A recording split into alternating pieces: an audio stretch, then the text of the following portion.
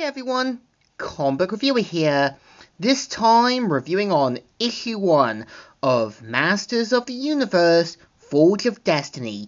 Now, as you know, this story is meant to be based on Kevin Smith's He-Man story, which is meant to give, the version of Skyclone, the Gar, and a potential retcon in Skeletor's origin.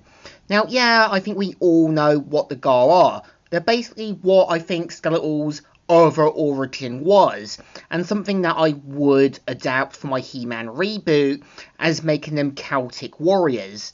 So the cover mainly has He-Man getting his sword ready and getting himself powered up.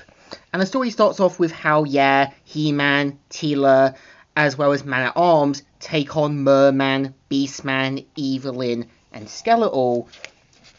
And of course, we see how E-Man gives the intel about Skeletor, much to the Sorceress' relief, and even says, "It would seem, at least for now, that you and your allies in Eternos are enough to swap the demon and his henchmen.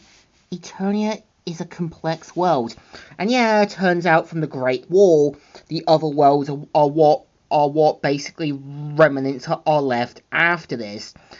And the way I would do a He-Man reboot is also have, the Great War being between the Anarchy, like Light Hope, Standor, and the others, against Horde Prime, Serpos, and the Cosmic Horrors that resulted in the Big Bang creating this whole new world. And we see how He-Man realizes he's late for his father's meeting and tries to turn back to Prince Adam, but the Sorceress helps him to see his common sense, knowing it'd be much easier with Battle Cat, and sort of realizes the mistake and rides on Battle Cat.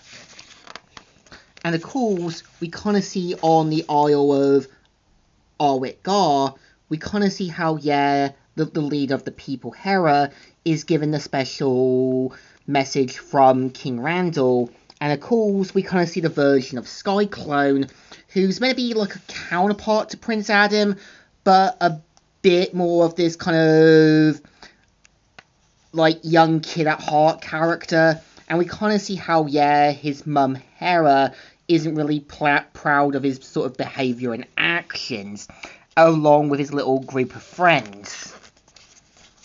And we do kind of see how, Prince Adam has to kind of keep the identity of He-Man a secret. And we do kind of see how, Teela does have mixed feelings about Prince Adam's behaviour. And we do kind of see how King Randall talks about all the good He-Man has done, and even talks about the Gar, which were once a sort of technology race, and even about King Grayskull and his partner, who was the original Sorceress. And of course, even mentions about the technology and that they had, and even mentions about how Skeletor has gained alliances with the Beastmen and the Aquarkians. Well, King Randall has the sort of support of Avian and the Bee People, and we kind of see how, they need the help of Avengard. So we kind of see how, Orko goes along to help entertain the young sort of princes and princesses there. And even, Randall talking about Roboto, who is meant to be Man-at-Arms' newest creation. And we do kind of see how, on Snake Mountain, Skeletor gets the intel from Webstall, and even mentions about the things that he's learnt, and Skeletor learning about the origin of Arwit Gar, and saying, "No! I am your master now, and for your doubts, you prove me right. Go to Arwit Gar, and what interests the king, and what it takes for in the name of Skeletor." And we do kind of see how, Skeletor says, "Arwit Gar, what secrets this isle holds for a king who has everything, and for a demon who covers it all." And I know Skeletor has had a number of origins, and I always kind of prefer the sort of origin that he had about him being like part Gar, because again, this would make him a counterpart to Randall, and more of a reason to kind of be everything Randall would have become had he become evil and corrupted. And we do kind of see how, yeah, He-Man and the others do all good, meeting other officials and helping out. And of course, we see how Teela writes her intel and sees that Prince Adam has sort of escaped. And we do kind of see how, yeah, at a bar, we see how, yeah, someone who claims to be Prince Adam talks with Dash.